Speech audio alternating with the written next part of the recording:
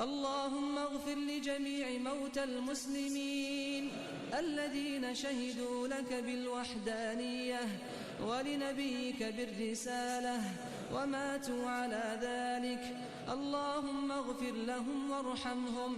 وعافهم واعف عنهم. السلام عليكم. Un salut spécial. Acclamation, s'il vous plaît. Nous accueillons M. Seck, président des parents d'élèves du lycée de Togolou. Assalamu alaikum. Bonjour, chers professeurs. Un bonjour spécial à monsieur le censeur. ñu ngi nuyu di leen dalal si seen lycée waaye lycée Togolou seen lycée la yéen ñëpp fi ngeen jàngee donc yaa ngi ànd ak donc Moussa Faye mu nekkoon aussi élève boo xam ne lycée la jàngee nekk ku bëri ittee si lycée Togolou donc lépp lu ñu def rek moom mu si teesu lycée bi donc ñu ngi dalal jàmm au lycée de Togolou. Alors par rapport ak le sujet du jour c'est par rapport à monsieur Seck mu nekkoon l'ex-directeur l'école Togolou numéro 1 nekkoon si président parent d'élèves bu lycée Togolou nekkoon na ni koo xam ne ni ku bëri njëriñ la donc wax si moom yomb na yombul parce que vu tout ce qu'il a fait pour le lycée et la commune donc ça sera très difficile de parler toutes ces réalisations au niveau de la commune de Diass mais mën nañ ci wax tuuti rek par rapport à ce qu'il a fait mu nekk lu rëy a rëy. Asalaamaaleykum ñu ngi leen di nuyu yéen waa King FM TV donc vraiment leen gërëm si seen ñëw bi ngeen ñëw fii waaw li ngeen ñu laaj nag si témoignage ñu war a mën def aju si Pape Seck dañ fi mën wax bëriwul parce que ñun 2 ans lañ fi def waaye 2 ans yi ñu fi def yëpp il a été un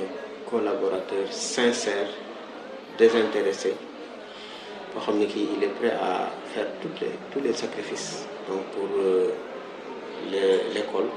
pour le village, pour la communauté, pour tout le monde. Donc vraiment li ñu mën xam mooy quelqu'un boo xam ne il est très engagé pour l'école, quelqu'un boo xam ne bi il a tout fait pour le lycée depuis que le lycée était CM, donc il a tout fait pour que le lycée, les gens qui sont au niveau du lycée soient dans de bonnes conditions de travail. Donc lépp lu mu xalaat ne bu ko defee dina améliorer conditions yi au niveau du lycée. Il a toujours fait donc te laaju si dara. Bonjour à tout le monde, salaamaaleykum ñu ngi nuyu ñëpp donc tey jii dañuy def benn témoignage à l'endroit d'un être qui nous est cher, le défunt Pape Seck, qui fut président de l'APE, qui est un collègue, qui fut également le directeur de l'école primaire de Togolou, une personne qui a été incontournable, qui a été indispensable dans la communauté éducative du lycée de Togolou, donc qui nous a quittés très récemment. Donc nous allons formuler des témoignages, des expériences qu'on a eu à vivre ensemble, qui a été également un individu qui a été tellement humble, modeste, serviable à l'endroit de sa société, et qui représente un individu vraiment qui va manquer à toute la communauté éducative de Togolou, aussi bien les élèves, les parents d'élèves, qu'aux enseignants, les professeurs du lycée de Togolou, les instituteurs qui servent au niveau de l'école élémentaire et la Sari 6, au niveau de l'école élémentaire de Gandoul, de Bourou-Benteñe, de Kandam également, et même de Bourou. Pratiquement, c'est quelqu'un qui a été à la disposition de toute la communauté éducative, comme je l'ai dit tout à l'heure, de Togolou, Bourou et environ. Voilà, donc vous êtes venu aujourd'hui pour me demander de faire un témoignage sur M. Pape Seck, qui a été, dès nos premières années ici, un compagnon qui nous a montré comment fonctionnait le village, comment fonctionnaient les gens ici. Quelqu'un qui a joué des rôles essentiels dans cette école-là, qui a été à l'origine du lycée, n'est-ce pas, mais aussi quelqu'un qui a accompagné les professeurs durant toute sa vie. Il a œuvré pour l'école sénégalaise en général et pour les écoles de Tougou en particulier, qui était au four et au moulin, qui organisait tout dans cette école-là, que ce soit les examens, que ce soit les fêtes, etc. Il était pratiquement dans cette école-là à l'origine de toutes les choses. Voilà. Et c'est quelqu'un qui va nous manquer, d'autant plus que il comprenait le fonctionnement de l'école, il comprenait effectivement comment aussi parler aux professeurs. Il avait une approche quand même assez particulière qui fait de lui un grand pédagogue. Bonjour Monsieur Diallo, bonjour Monsieur Sow, journaliste du réseau social King FM Vision. Donc je vous salue et merci pour m'avoir invité pour essayer de donner mon point de vue par rapport à M. Seck qui vient de nous quitter. À l'entendre, je voudrais vous faire savoir que ce n'est pas facile de parler d'une personne, mais quand même je vais essayer de dire ce que je pense de lui. Effectivement, M. Seck vient de nous quitter et que Dieu l'accueille dans son paradis. Il était non seulement directeur de l'école Togoudou, il était en même temps aussi, à la fois aussi, le président des parents d'élèves du lycée de Togo. Vraiment, si je voudrais parler de M. Seck, je ne terminerai pas. D'autant plus que M. Seck, la relation qu'on a, notamment concernant nos activités surtout, il est constamment présent. J'ai dit constamment. Il est régulier. Si vous voyez ce terrain-là qui est bien illuminé, c'est lui, c'est grâce à lui. Il a eu des contacts qui nous ont permis vraiment de faire le terrassement de toutes ces pierres qui étaient là. M. Seck, à chaque fois, quand il est là, il nous parle de l'AS, de nos activités, mais de l'école d'une manière générale. Moi, je me fie tout simplement à lui. Ici, quand j'ai un problème, quand je veux quelque chose, notamment même au niveau de l'administration, en tant que président parent d'élève, et que je sais que c'est le rôle du parent d'élève qui doit le faire, je m'adresse à lui. Ok? Et il transmet directement au niveau du premier. Et ça, le plus rapidement possible, ça se solutionne. Raison pour laquelle j'ai dit qu'au moment où j'ai demandé un appui au niveau du terrain avec nos buts, je me suis adressé à lui. Il m'avait dit, mon frère, comme il le dit constamment, je vais tout faire pour que ces machines-là puissent venir. Asalaamaaleykum, ñu ngi leen di nuyu di leen ziar di leen remercier ci seen teewaay bi waa King FM Vision di leen wax ne seen teewaay bi rafet na fii trop te aussi di leen jaajëfal te aussi di leen remercier le fait que ngeen di rendre hommage suñu parent tonton Pape Seck nga xam ne koo xam ne taxawul nañu ci côté yëpp ci côté jàng ñun surtout ñun ñi élèves dama ne doomam yi kese la jàppale mais jàppale na benn élève boo xam ne yaa ngi ci biir lycée mooy nga dëkk Toglu ñàkk dëkk Toglu mu xam la ñàkk laa xam mais participer na ci sa jàng même man dëkkuma fii mais fii laa defee BFEM mais tonton Pape Seck taxawu na ma comme ni mu taxawee doomam tonton Pape Seck dañ taxawoo musuma bi ma dalee jàng ba léegi musuma gis ma benn parent bu ma taxawoo noonu BFEM muy bac de l'année passée durant 4 jours yi yëpp fa la yendoog ñun bokk ak ñun ndab di toogandoo ak ñun di jógandoo ak ñun di ñu remonter le moral di ñu conseiller ci lépp di pat ñun daal ñun askanu élève Toglu lycée Toglu ñun ñoo ñàkk te je sais que ren moom dinañu manqué vraiment ndax taxawaay bu mu am ci ñun gisuñu benn parent d'élève bu koy taxawoo ci élève. salaamaaleykum yéen ñëpp maa ngi leen di nuyu Omar maa ngi leen di jaajëfal bu baax ci ñëw bi ngeen ñëw fii tey pour ñu témoigner ci Pape Seck di leen baal àq ci tabaski bi ñu jóge di leen baal àq maa ngi wax ci Pape Seck nag yaakaar naa ne dina xaw a jafe lool ndax Pape dafa nekkoon koo xam ne depuis Alsamb 6 yal na ko yàlla yërëm moom tamit commencé def fi école ba léegi ñun ñu ngi ci école bi ak moom Pape sonn ci lool nag ñun ñi nekkoon ak moom sa Pape moo ñu ci gënoon a sonn façon bu nekk def na ko école bi pour mu taxaw ba ni mu nekkee lycée. asalaamaaleykum wa rahmatullah mbokk yi maa ngi nuyu ñëpp di ziar ñëpp maa ngi baalu ak aussi di baal ñëpp ak di rafetlu seen teewaay fii waa King SN Vision from Benteñe waxtaan bi tey dañ koy def na si ki nga xam ne vraiment nekkoon na suñu wayjur ñi nga xam ne il était là ici ñëpp xam nañ ko muy Pape Moussa Seck yàlla def na ren nekkatu fii kon donc Pape Moussa Seck ku ko xam vraiment xam ni nit ku baax la woon te nekkoon na koo xam ne ku tàgg la woon lépp lu mu yéenoon boppam rek yéen na ko ñëpp lépp lu mu yéenoon njabootam aussi yéenoon na ko njabootu ñëpp dafa jëloon ñëpp képp koo xam ne mu ngi woon fii ci commune Diass surtout ma Toglu wala dëkk yi nga xam ne ñoo wër Toglu képp koo xam ne élève la rek daf la jëloon def la comme doomam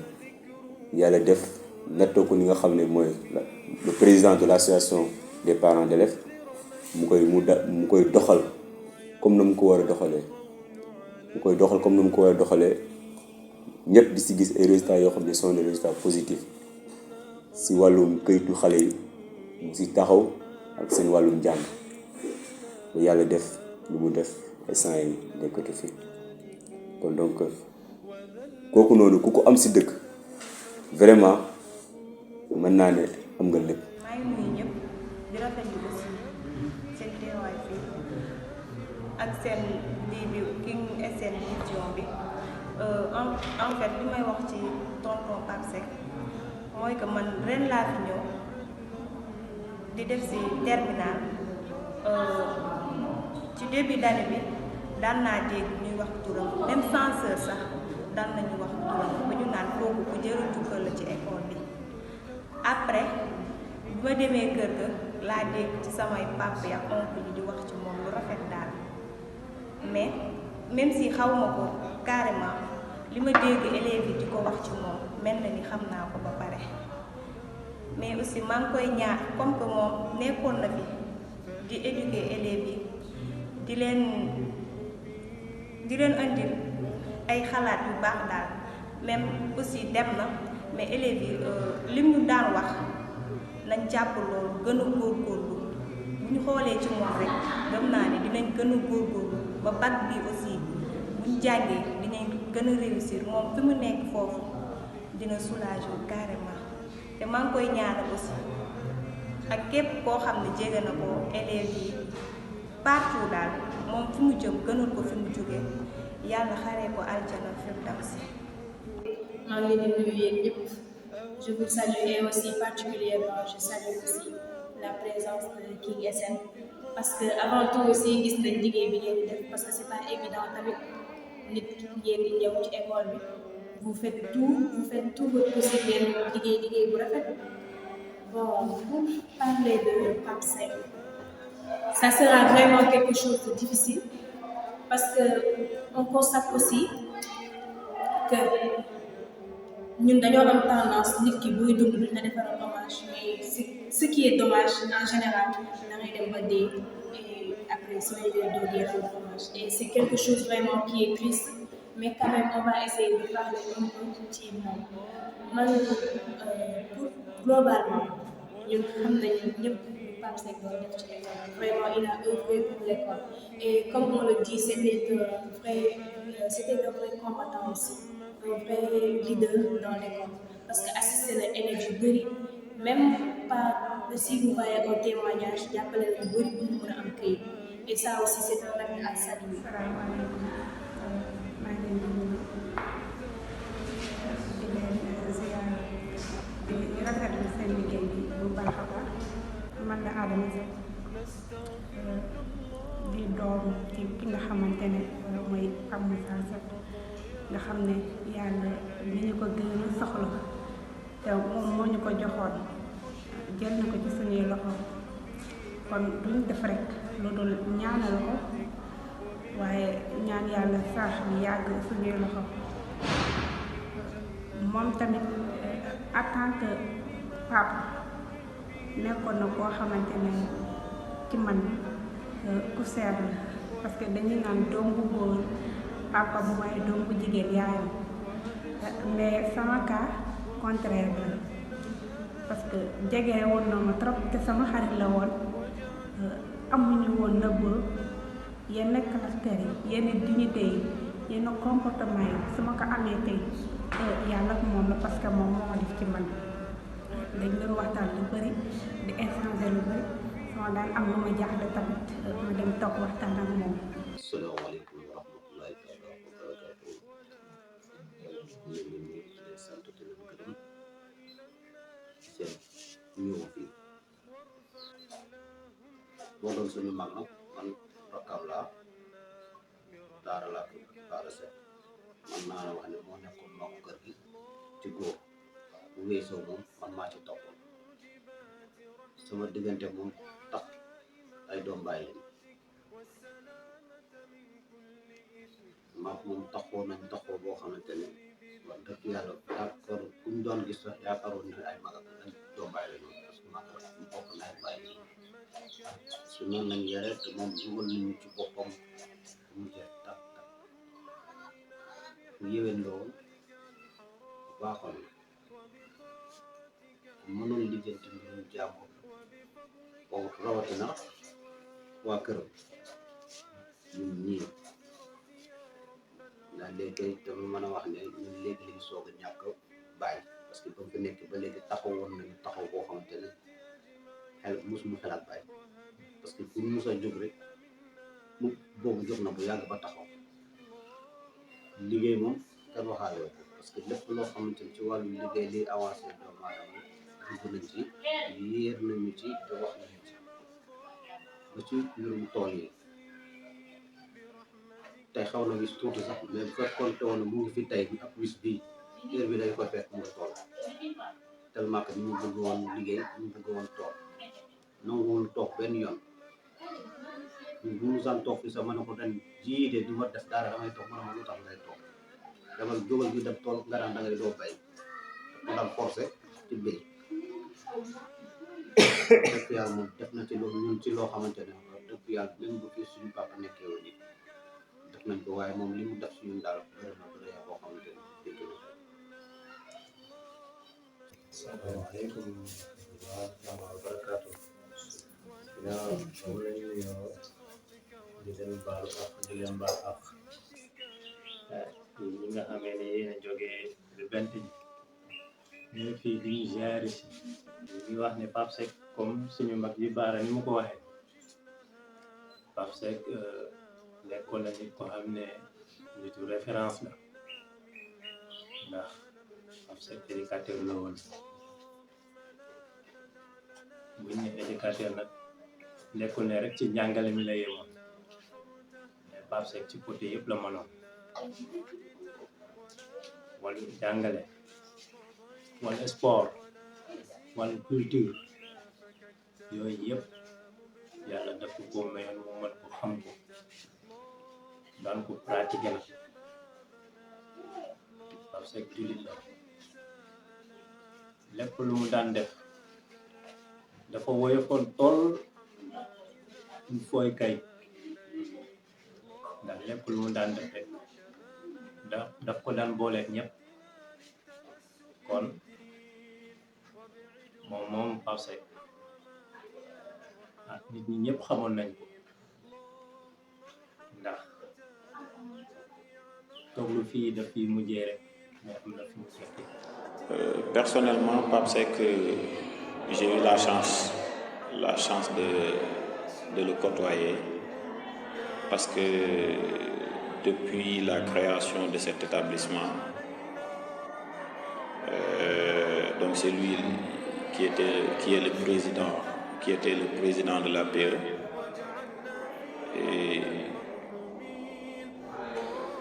et on habitait ensemble. On habitait dans la même maison, dans la même concession. Et j'avoue que j'ai beaucoup appris à ses côtés. En tant qu'enseignant, j'ai eu à profiter de son expérience parce que mes temps libres, je le passais avec eux à l'école primaire, avec les autres collègues.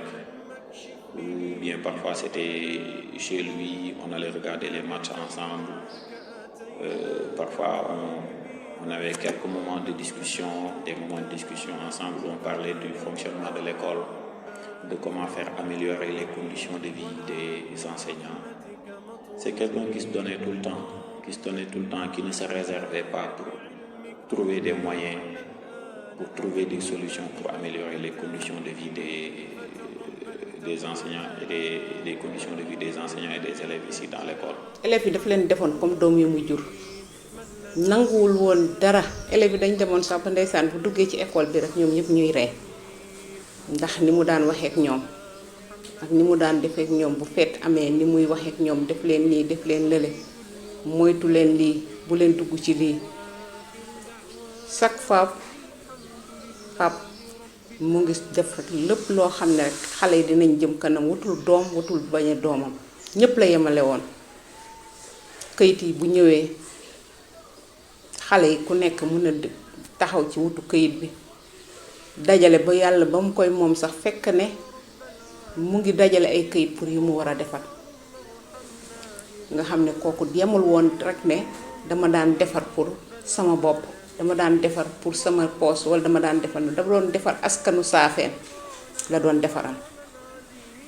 ñàkk nañ nag koo xam ne mënatuñ ko am fii ci Saafeen déedéet wax dëgg yàlla. C'est un grand monsieur, un monsieur qui m'a manqué, un monsieur dont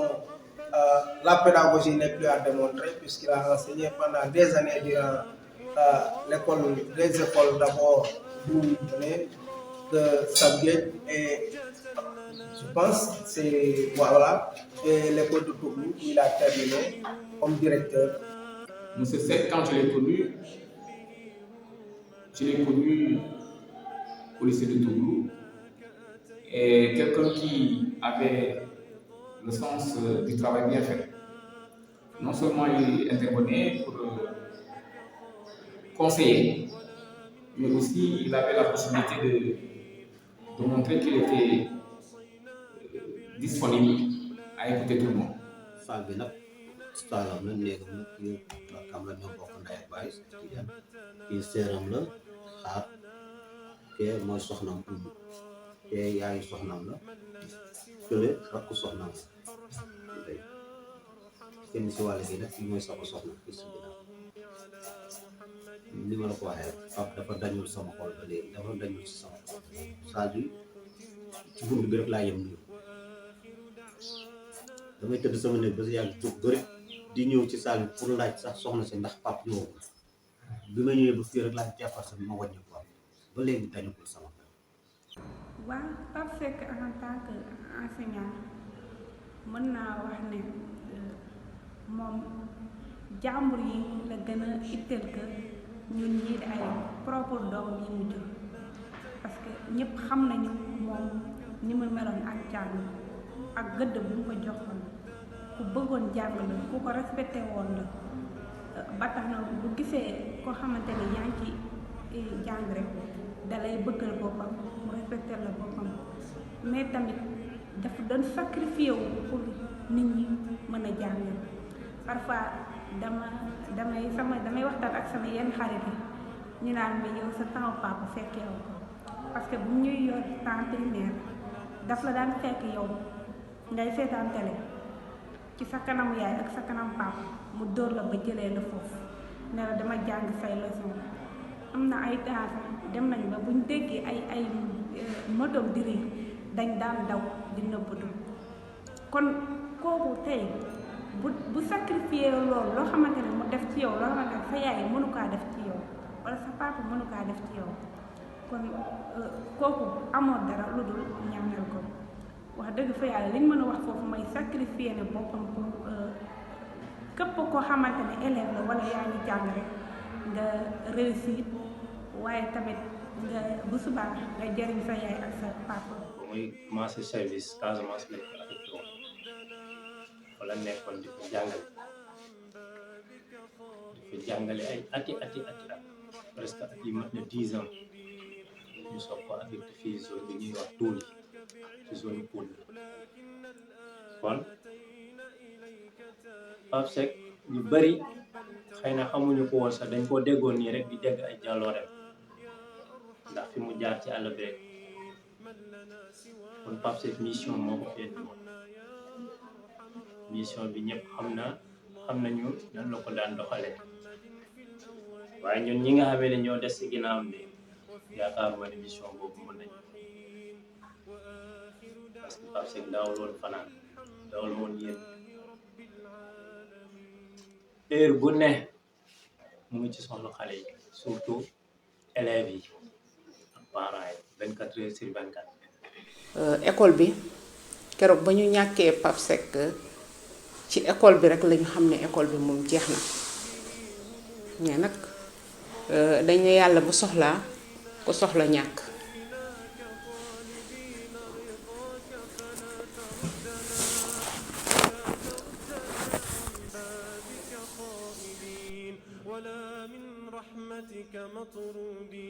Monsieur Pape Seck, excusez-moi, est quelqu'un quand même qui a des relations humaines assez particulières avec les professeurs de cette école-là.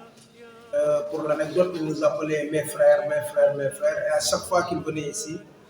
il en profitait pour s'excuser.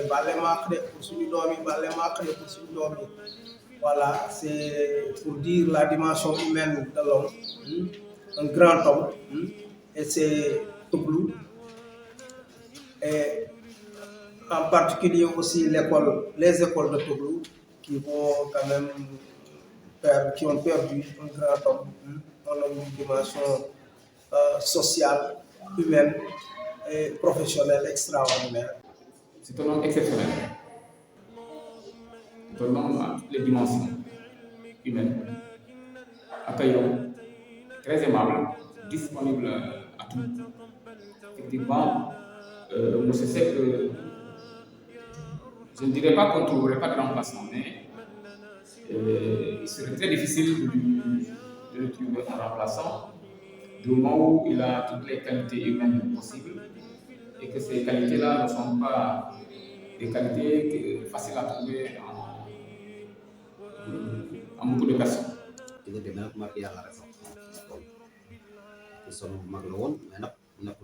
parce que sama waay la woon lépp lu mu san def ci coobar boppam dina ma woo ci néegam wala mu woo ma ci tool yi ñu toog maak moom ñu wax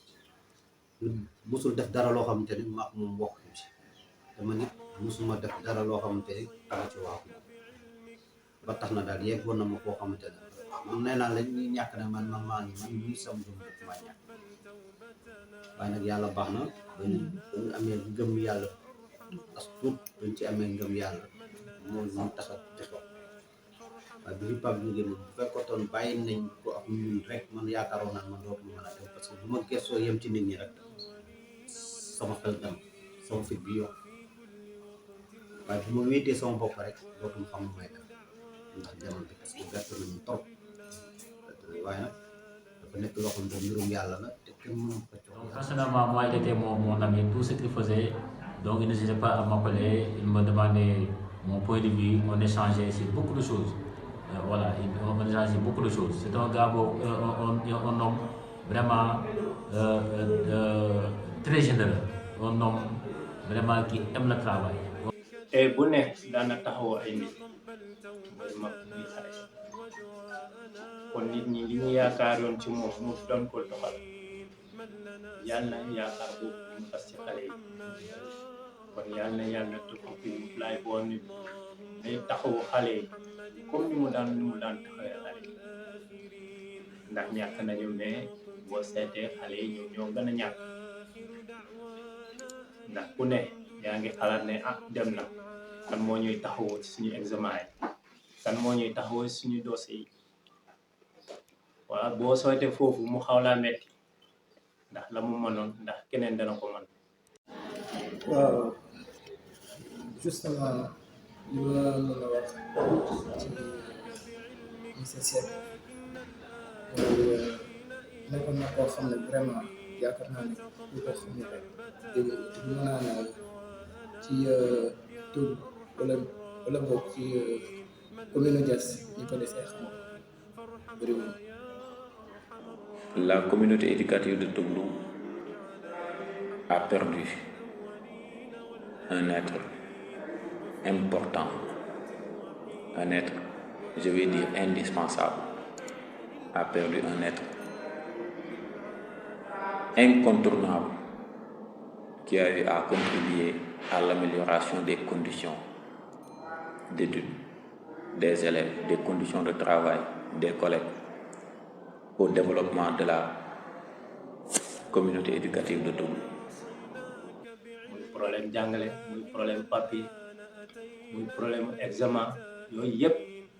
Pape Seck 24 heures sur 24 heures ci daan fonction kon Pape Seck li mu bëggaloon boppam sax ñëpp la ko gënaloon boppam par rapport ak li mu bëggoon parce que moom bëggul woon kenn mu am xarma yàlla ak yow te daal Pape Seck amoon na temps boo xam ne bii ku mu tawal ku ne day jël temps lu mu war a wax ak yow mu wax ko ak yow yépp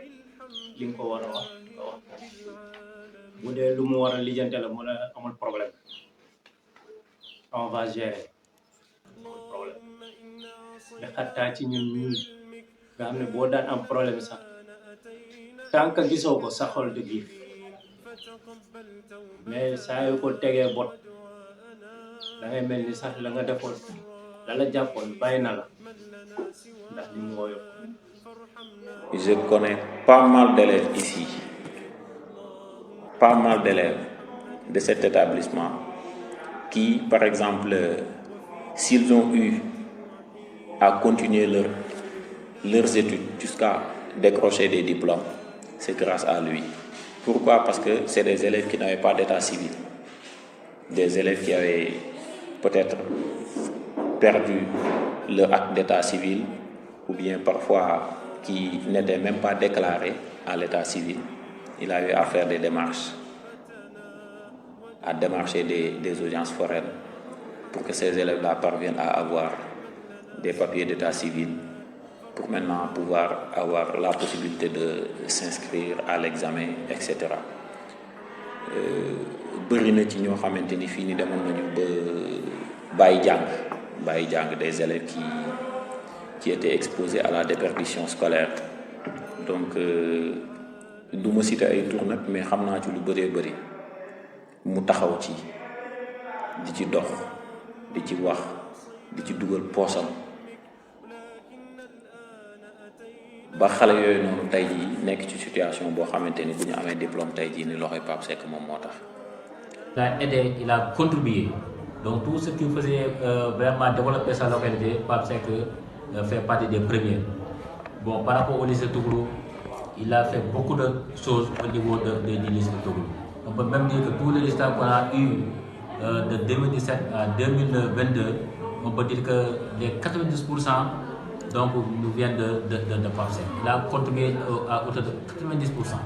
Donc il a aidé les élèves, il a aidé l'administration, il a aidé les professeurs, il a aidé tout le monde. Particulièrement moi, ça fait, je pense, le jour de son décès, ça a été un mardi. et je me rappelle très bien. Avant cela, il m'avait appelé le lundi, parce que dafa amoon ay dossiers yu ma waroon jox. Léegi après tout cela, bi ma ko joxee, par la suite, le mardi, j'ai entendu qu'il était décédé. Vraiment, ça a été un choc dur pour chacun. Que pour ko dégg, c'est vraiment quelque chose boo xam ne c'était triste. sama xarit la woon sama wëllëre mu jàppale ma nag ci lu bëree bëree bëri te du man rek bépp élève bu nekk ci commune teg na la loxo liggéey na la parce que maa ngi fàttaliku man bu may jàng école primaire bu ma tolloo C2 dama doon sonn naan say kayit yi baaxul na nga taxaw ci loolu balaa ngay àgg CM2 kon ni may àggee CM ni ma àggee CM2 war a def examen ba fekk loolu ba léegi am lu woon mais teewul dem na ba arrangé bu ma def examen yàlla def na man aw ma woon seet parce que lan problème papier ak yenn yi mais teewul mu jàppale ma teg ma ci yoon sama extrait de naissance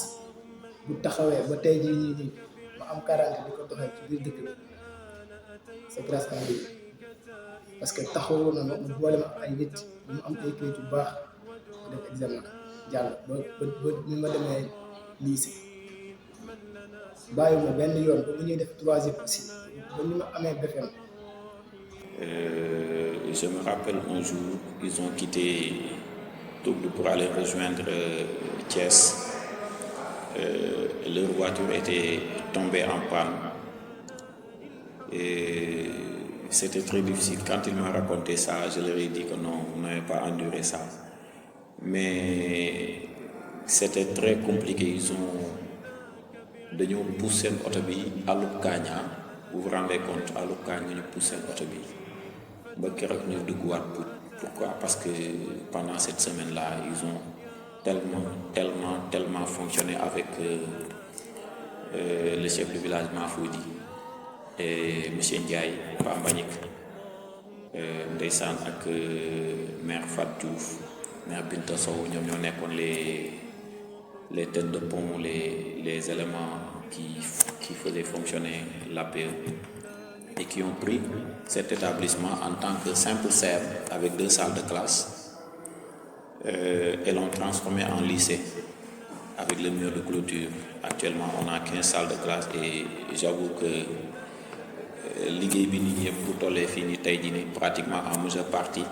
loxo moom moo ci dugg. mos nañoo dem ci doxu école bi rek de oto bi paan ñu poussé ko àllub Kaañ te foofu boo leen ko xoolee ngeen xam ne metti na lool ku poussé oto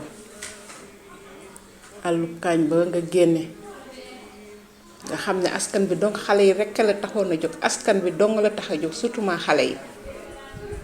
élèves yi ko taxoon a jóg ndax ku ci nekk ci élèves yi sa parent mu ngi tëdd ci kaw lalam mais moom lu doon doxal école bi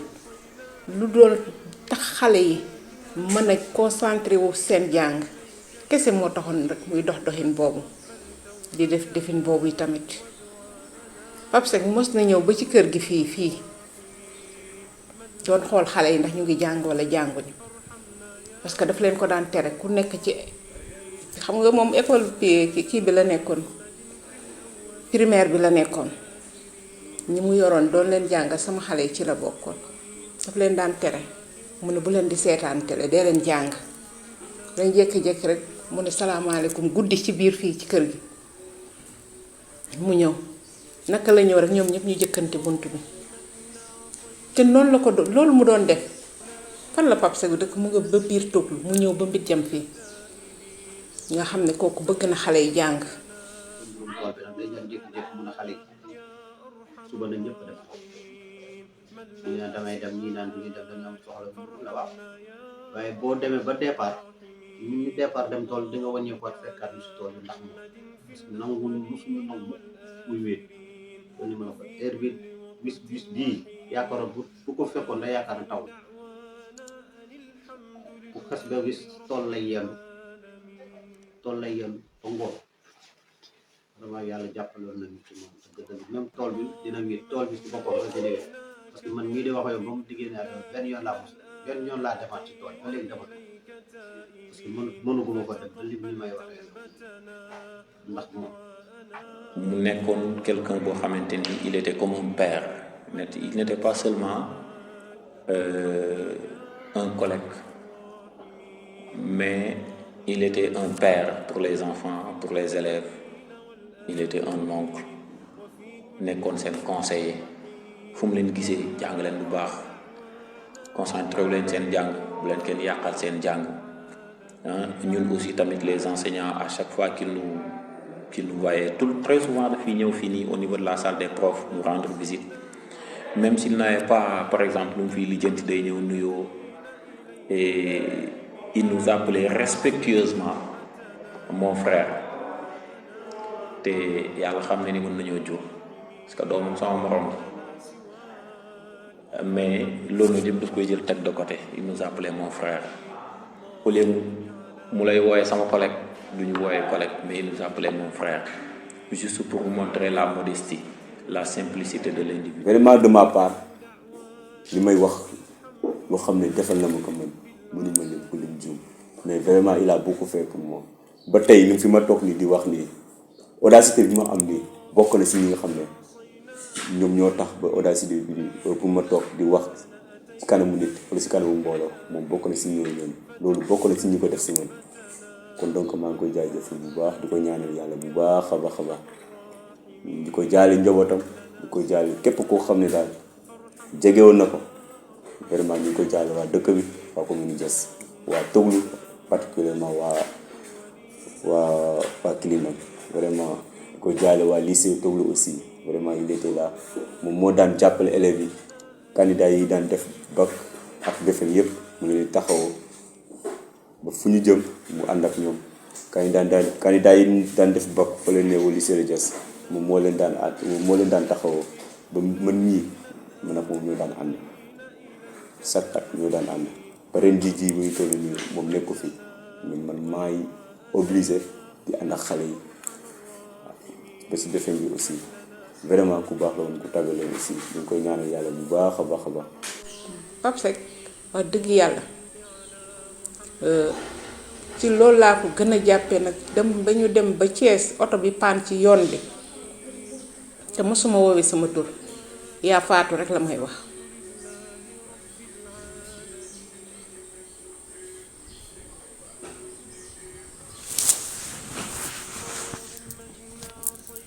moom it kenn la bu moom lu mën naa leen mën lay doon parce que bis bi muy dem ci ngénte maak moom ñoo waroon ànd mu ne ma yow mënoo dem tey parce que suñu frère bi dafa feebar yow dama àndal ak moom ba yóbbu ko te nga bàyyi man kese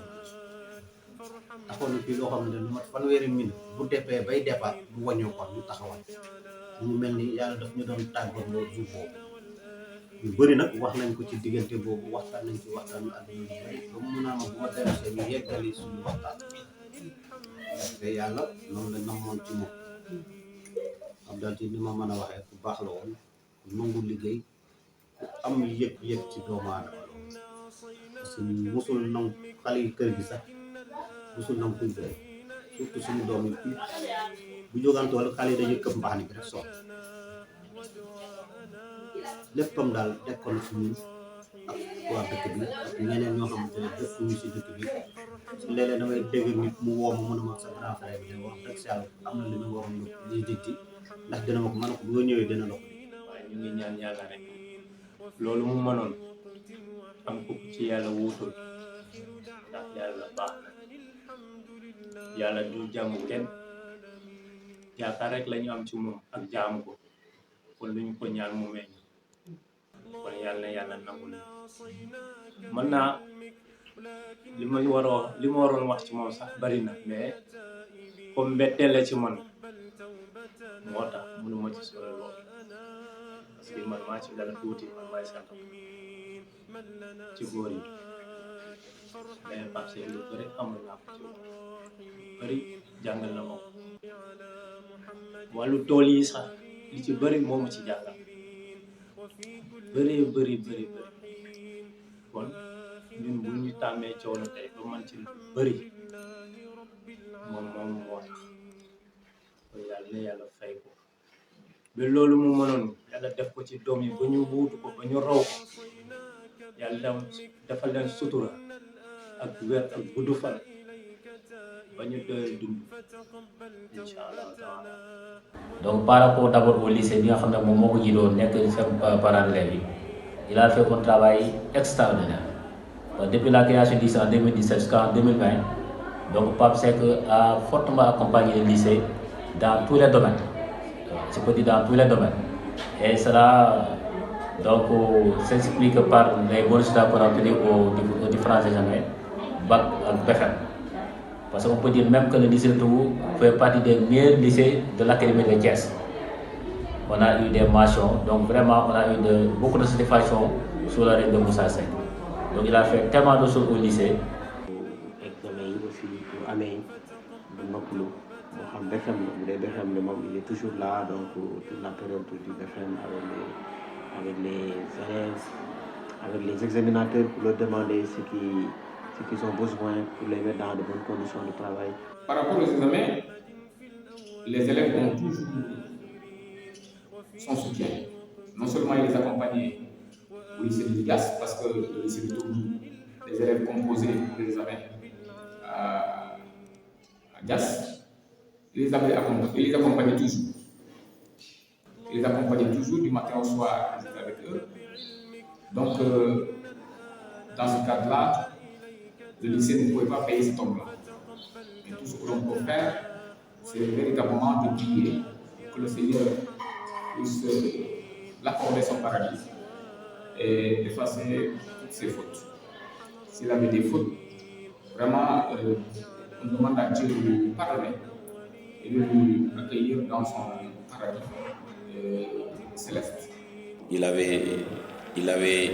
tellement un sens tellement diplomatique pour aborder les gens, pour négocier, pour essayer de trouver des partenaires des partenaires pour améliorer, des partenaires pour financer les activités de l'école. Je me rappelle Banos bi ñuy ñëkk ñëw installé wu fii bi ñuy ñëkk ñëw fii nii di signer partenariat avec l'école avec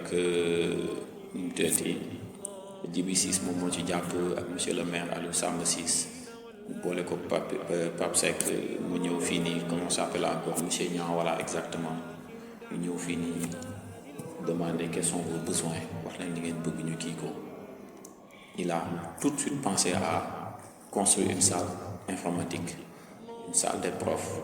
des salles de cours, des tables bancs, pratiquement tout ce qui améliore les conditions de vie, les conditions de travail dans l'école. Pape Seck daf ci daan liggéey daaw ci noppalu man mi nga xamante ni man maa dëkkoon ak moom fii nii ak Kilindane xam naa ci lu bëri. On passait beaucoup de temps ensemble, on discutait beaucoup du fonctionnement de l'école. waaw xam naa ne nag dina métti ci ñun te jamono yi ñu toll ci mbirum école bi moom dina métti ci ñun parce que am na yoo xamante ne man fii laay toog rek lépp lu ñu war a def ci moom mooy dem defaral waaye nag yegg na foo xamante ne xam naa ne du man rek waaye ñu bëri moom danañ sonn trop ci école bi wala école moom danañ sonn sama doom bu jigéen bi taaw dugg ne ko man naruma koon sax dugg école mais moom moo forcé moo benn waay ji nekk gardien école ñoom ñoo forcé ñoom ñu dugal xale bi sax yëguma ñoom ñoo ne danañ ko dugal bu la neex na ñu dugal ko bu la neex na ñu dugal pare jàngu xale bi ba léegi moom moo ko doon liggéey ba ni xale bi génnee école yàlla def na nag kon bàyyi xel na ñi ci des moom dinañ sonn ci ñoom trop parce que lottu nañ jëf li mu doon defee. J'en profite pour pouvoir vraiment dire paix à son âme et que yàlla moo jàppale aussi famille di ko consoler parce que nous savons aussi que la perte de l'être vraiment comme lui c'est difficile à supporter mais tout ce que je peux dire de lui c'est que c'était un grand homme et il était vraiment bon xeebul kenn en plus il faisait tout pour que nit ñi bañ a mer da doon jàppale même instant bi sax on prépare les bacs te xam naa élèves yi di def bac sax ren dinañ ko vraiment dinañ sonn parce que lui il faisait tout des fois da ngay gis ku dem centre nga fàtte say papier moom mooy ñëw ba fii ñëw jëlal la et c'est vraiment quelque chose de dommage qu'on a pas pu faire son hommage avant qu'il ne soit mort et vraiment je rends hommage à M. Papsek et il restera aussi à jamais dans nos cœurs. Merci beaucoup. di ñaan nag à tous les acteurs de la communauté éducative de Toglu, que ça soit élève nga nekk élève nga nekk parent d'élève nga nekk enseignant nga nekk surveillant nga nekk chef d'établissement ñi fi mës a jaar yëpp Jules Bernard Sambou mi ko tijji madame Mbok mi fi jaar après monsieur Bodian monsieur Camara monsieur Thiam censeur bi fi nekk ak monsieur Sène tous les surveillants yi nga xamante ni ñoom ñoo fi jot a jaar tous les enseignants yi nga xamante ni ils ont eu à travailler avec lui di demander à ce que tous les élèves yi nga xamante ni jaar nañu au lycée de Toglu bon au lycée ex-CM de Toglu ñu ñaanal Pape Seck ñu ñaanal ko parce que fi mu nekk suñuy ñaan dina ko fa jëriñ lool te c'est quelqu'un qui doit bénéficier de nos prières parce que daf ko mérité Pape Seck nekk na nit koo xamante ni dinañ ko regretter il va manquer à la communauté éducative nañ ko ñaanal fi nga xamante ni foofu la jëm mu nekk bërëb bi nga xamante ni foofu lay noppaloo parce que mosul noppal fii ni bi mu fii nekk lépp ngir école bi jëm kanam. koo xam ne dafa nekkoon fii ak xale yi di leen yar di leen teg si yoon di leen jubanti ba lépp loo xam ne daal war nañ ko def mu leen si teg lépp loo xam ne daal ay sofaan la mu leen koy moytuloo kon donc kooku noonu am ñu ay fayam lépp lu ñu mën mooy ñaanal ko yàlla suñu borom yàlla fu mu jëm mu gënal ko fu mu jógee yàlla bu mu rëccu yàlla suuf sedd si kawam yàlla suuf oyof si kawam yàlla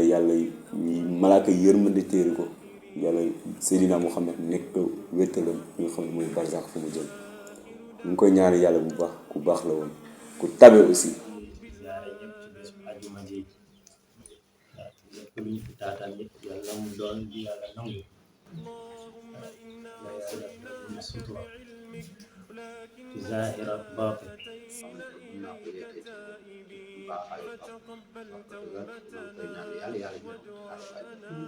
am na ñamoon ñun ñëpp danañ def daf ñu jiitu rek waaye ñun ñëpp ci leen jëm li la bett rek daf leen mën ñu koy waxee li la bett rek mën ñu koy ñaanal yàlla na yonent bi alayhi salaatu wasalaam doon wéttali kaayam yàlla na Seydi Hadji Malick Sy sëñ Babacar nekk ñi nga xamante ni ñoo koy wéttali parce que c'est un musulman pratiquant croyant mais aussi nekk tijaan boo xamante ni waa communauté bi yëpp xam nañ lool ci moom ñu koy seedeel te di ko ñaanal yàlla dëkkal ko ci àjjana yi firdaws ñu ngi koy ñaanal yal na ko yàlla xare àjjana yal na dee nekk noflaayam fi mu jóge fa mu jëm na ko gënal fi mu jóge yal na ko yàlla teeroog malaakam yërmande tarixa ba mu bokkoon muy tarixa tiijaan yal na ko yàlla dendaleeg sëñ Babacar Sy yal na ko yàlla wottu njabootam Pape de li mu def ci njabootu jàmbur ku ko fay ci njabootam du mer te lépp itam dina wàllu njabootam parce que Pape ñu daal ñu ngi koy ñaanal yal na ko yàlla yërëm xare ko àjjana dee nekk noflaayam yàlla dafa ñu ay xeewal ak sutura yàlla gudd fan asalaamaaleykum wa rahmatulah wa barakatuh. On adresse le salut à un professeur, c'est à toute l'équipe pédagogique. Un salut spécial pour nos enfants venus de Boubou, de Diass et de Safi. Évidemment, on aurait aimé avoir aujourd'hui parmi nous les autorités municipales. Mais j'espère que ce n'est que partie remise. sachant qu'aujourd'hui c'est la journée d'ouverture et qu'il y aura une journée pour la clôture. Nous avons énormément de doléances au niveau du lycée, des doléances d'ordre structurel. Vous savez que ce bloc-là, c'est le premier bloc de l'établissement qui a été construit par le maire Alsamba VI, que le bon Dieu ait pitié de son âme. Aujourd'hui, les cours qui se déroulent ici se déroulent en réalité à la Belle Étoile. Pourquoi? Parce que les charpentes sont complètement hors d'usage. C'est dire que les excellents résultats que l'établissement a eu à enregistrer sont l'arbre qui cache la forêt. Quand je parle d'excellents résultats, c'est surtout pour mettre l'accent sur la prestation des professeurs, la diligence et la générosité de l'administration. Parce que sans eux, il n'y aurait pas de résultats qui nous valent aujourd'hui le titre de lycée d'excellence. Oui, gars, nous sommes un lycée d'excellence. Et nous lycée d'excellence. Nous ne devons pas du tout reculer. Et pour ne pas reculer, qu'est-ce que nous devons faire? Je parle aujourd'hui, en ce moment-ci, à mes enfants, aux élèves de cet établissement. Sachez que vous êtes à la quête du savoir. Sachez que vous êtes des chercheurs. Vous avez besoin d'outils. Quels sont vos outils? Ou bien quels sont vos instruments? Ce sont vos professeurs. Les cours ne peuvent pas se faire dans une situation délétère. Tout doit se passer dans la sérénité. Pour cela, qu'est-ce qu'il nous faut? Le respect, la discipline, le travail.